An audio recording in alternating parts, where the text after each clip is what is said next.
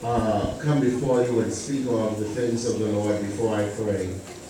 And then we'll go straight into what my role is here today. Just want to tell you, man, you guys look awesome.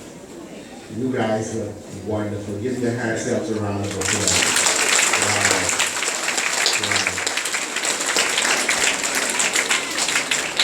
Wow. Would you bow your heads and bow your heads, close your eyes with me as we go before the Lord in prayer.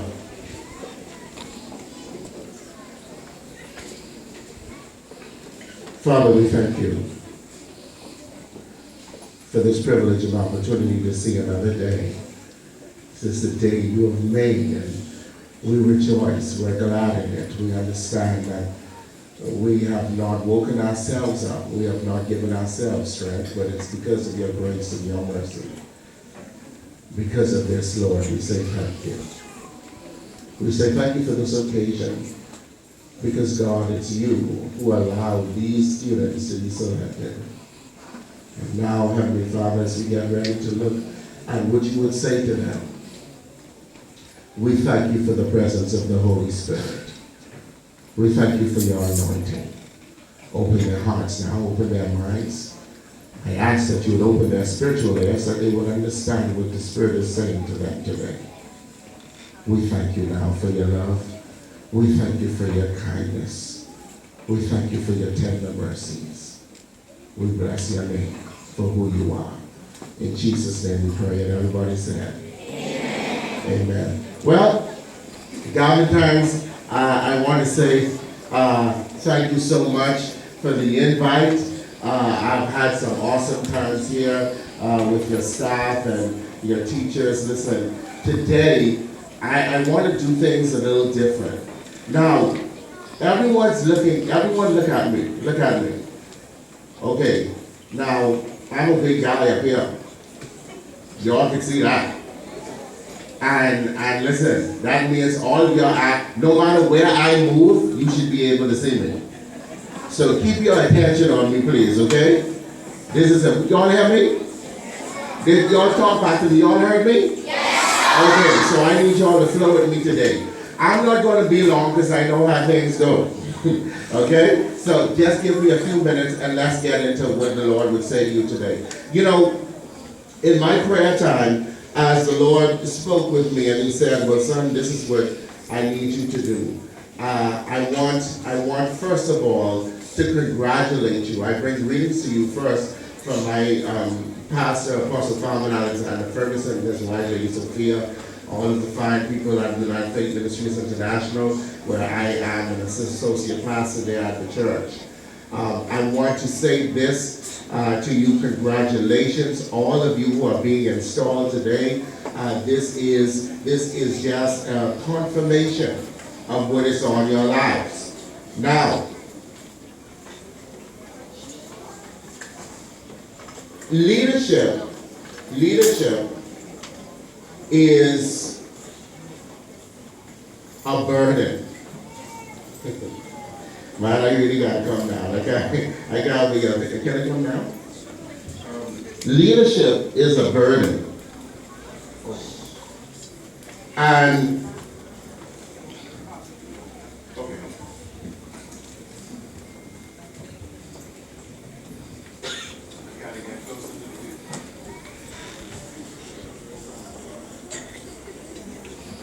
thank you. Yo, this all right? I can do this? Okay. Yeah, leadership is a burden. Let me help you to understand something. And I'm speaking specifically now to you who are being involved. The fact that you have been called to be a prefect, first of all, means that there's something. The scripture that was read, wonderful, but I want to go to Jeremiah chapter 1. In Jeremiah chapter 1, Garvin Tynes, God calls a young man at the age of 17 and says to him, I knew you from before you were born. I knew you even before you were conceived in your mother's womb. and I had already called you to be a prophet to the nations. In other words, guys, listen to this. You being appointed as a prefect is just a confirmation of what was already on your life. Next of all, God said to him, well, this is what Jeremiah said. God, but you can't be leading me because I don't know how to speak. And then God said to Jeremiah, don't say that. Don't say that you don't know how to speak. Don't say that you are too young. He said, because whatever I say to you, that is what you are going to say. Whatever I instruct you to do, that is what you're going to do. And the people will listen. And as it so happened, everything God said to him came to pass. Now, I was in grade 10. And I had a bully who used to bully me all the time, as big as I was. And he was smaller than me. And you would be like, well, Pastor, go pass someone smaller than you could bully you. Because he was bad boy, he was mean.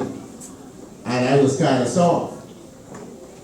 And one day, it was lunchtime, and you don't mess with people, with big people food.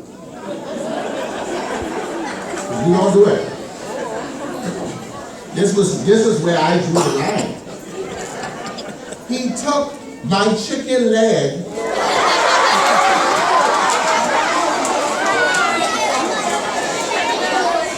off my plate, went over to the window and put it through the window panes and said he was to drop my chicken leg.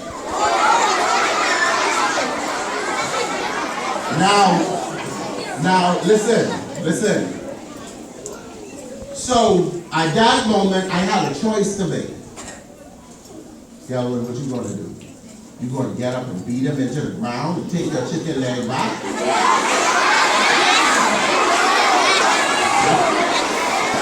Or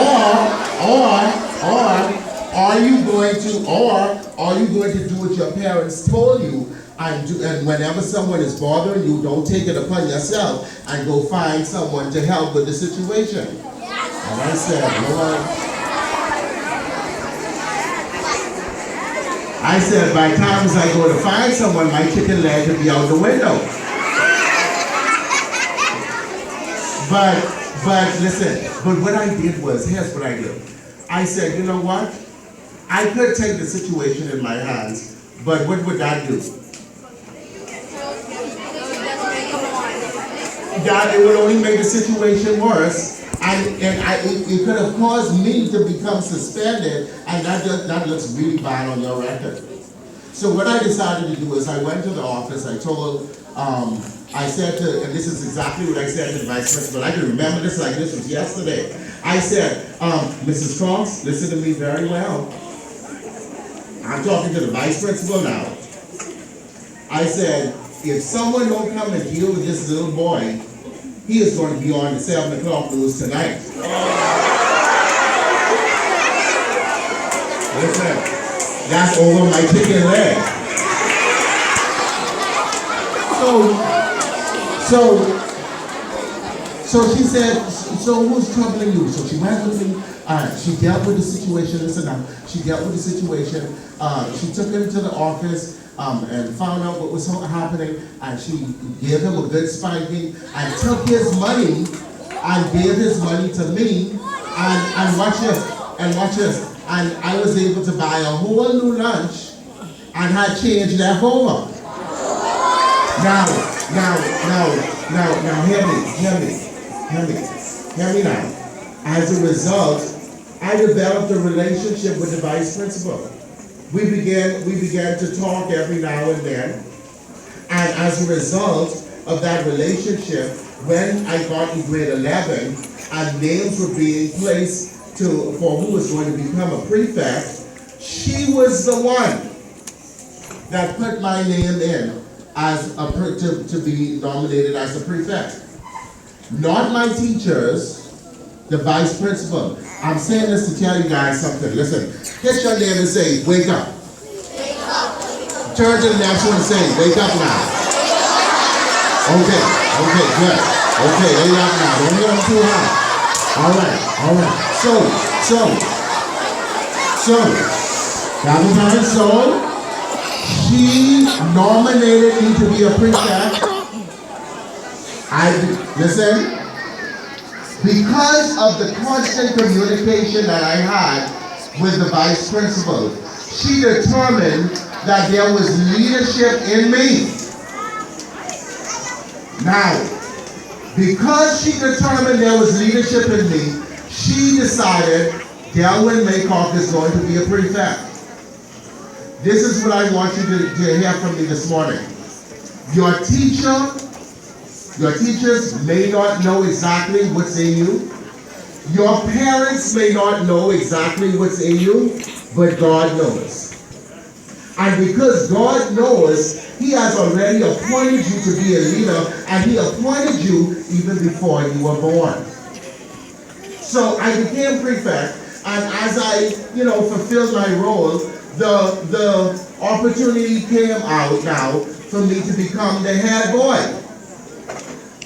And I was beaten by one guy because, first of all, he could sing. So wherever he could go, wherever we went, he was able to represent the school by singing. And that was basically it. When it came to, listen, y'all, I want you all to hear this really well because this is going to help you. When it came to controlling a class, he was no good. And if he was here, I would call his name and tell him to his face. He wasn't no good at that. But because he was good in the public view, they put him as head boy. And I was the deputy head boy. But wherever I went on the campus, I got respected. No class I entered in disrespected me when I walked in as the deputy head boy, when the head boy could not say the same. I'm telling you this. It does, watch it. People judge you based upon what they see. But God judges you based upon what's in your heart.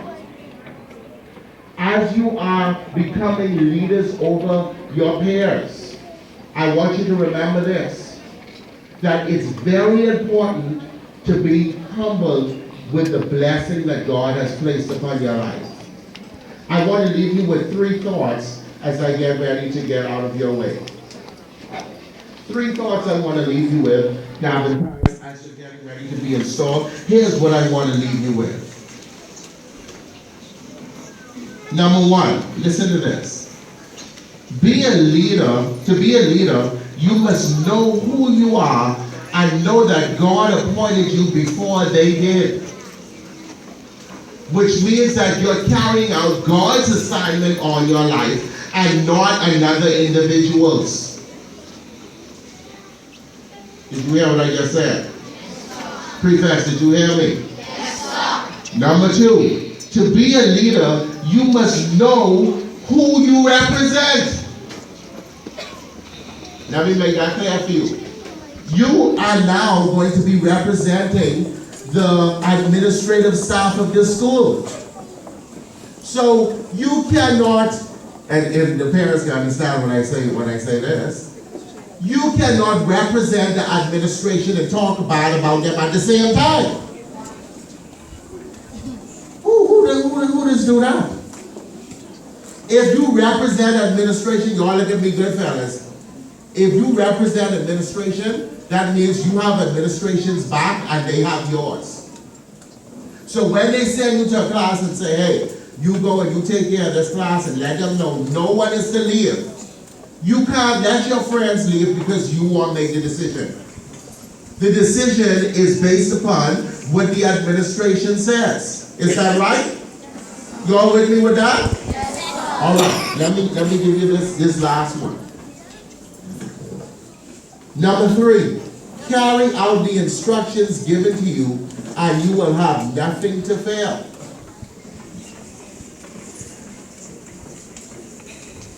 If you carry out the instructions, God said to Jeremiah, say what I say and you will be all right. Carry out the instructions given to you and you will never have to worry about if you're in the right or if you're in the wrong. Okay? The disciples, guys, listen to this. In Matthew 23, as well as in Luke, the disciples were having a conversation. This is what I want to leave you with before the charge. The disciples were having a conversation, and their conversation was, I wonder which one of us is the greatest out of this whole group. Who is the greatest? And here's what Jesus said when he overheard them saying this. This is very important. If you don't remember anything else I said, this is super important. Listen. Jesus said to them while they were bickering amongst each other, he said, listen, the greatest among you must be the servant of all. In other words, Jesus changed their mindset from thinking that it was a competition to changing their understanding to realizing that what they really were servants of the people. If we in this country could ever get that straight, that when you are elevated to a leadership position, it's not for you to become wealthy, for you to get all the accolades, for you to feel so huge and mighty about yourself, but it's because you are called to be a servant.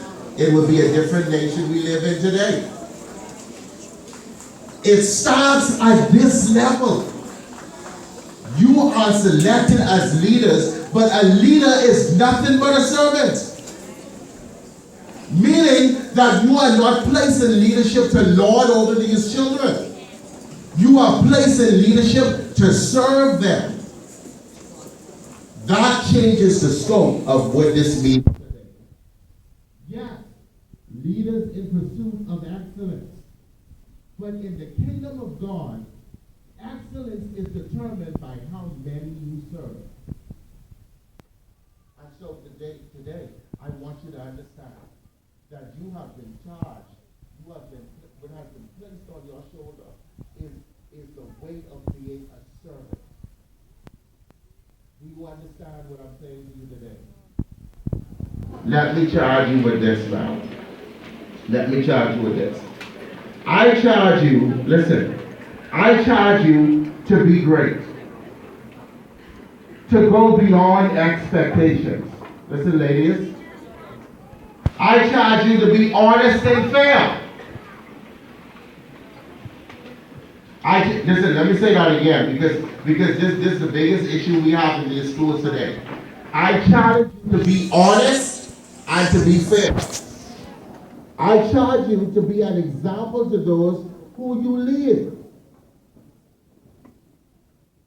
And then again. Finally, I say to you, I charge you to be a servant. In the church where I work,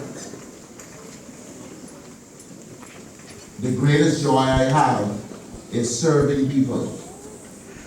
And it's not easy. This is not going to be an easy time for you. But I'm telling you right now, if you serve with the right attitude, you're going to make your teachers and your parents proud. All right? All right? You hear me, guys? Okay, the last thing I want to say to you is this.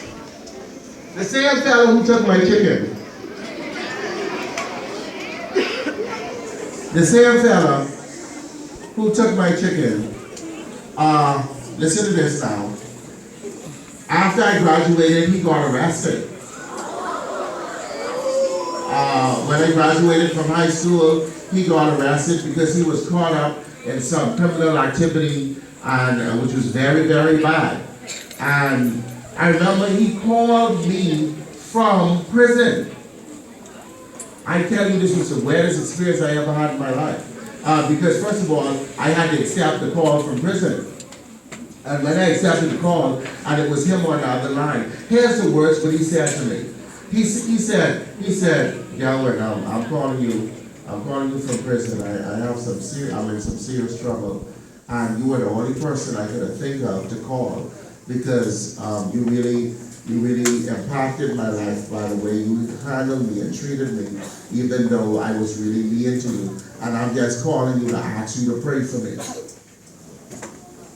And I remember after having prayed for him on the phone and speaking into his life, a few years later, he was released from prison And now he's a motivational speaker in the nation of the Bahamas.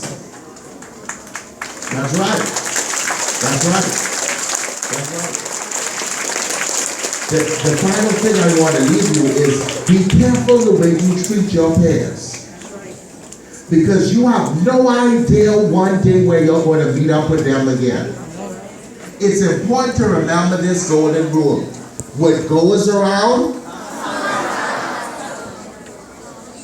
this is why it's important to use your position to serve and not, listen, to serve and not to lord over everybody.